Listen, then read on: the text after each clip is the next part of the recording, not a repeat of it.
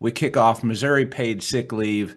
Employers I know are still scrambling with this one. What are your thoughts about, where this goes? It's here. You still think there could be some intervention? Any ideas at all? Well, here's one where I was dead bleep wrong. Uh, That and doesn't happen very often. Yeah, well, I really thought the Missouri Supreme Court was going to intervene on the Missouri paid sick time law. They did establish that they have jurisdiction over certain challenges to the law, but not over a particular challenge to the law. So that could be refiled in a lower state court at some point.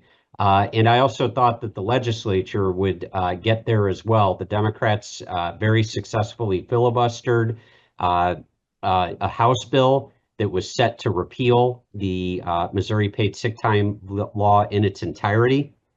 They then were able to negotiate and drag out the clock past today, where the law actually takes effect.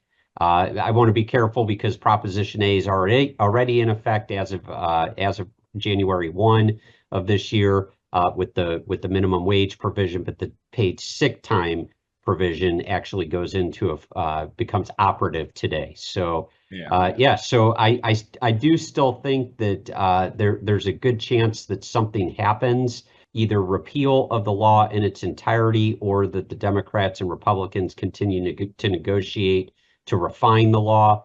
One of the recommendations I had been making to clients and worked with a lot of clients and some of your members on was to implement an interim Missouri paid sick time policy that runs from May 1 of this year through December 31 of this year. Give us sort of some time to comply with the law this year, and then really work over the next few months to make sure all of the company's leave policies work in a coherent and intentional manner in compliance with the law starting January 1 of next year.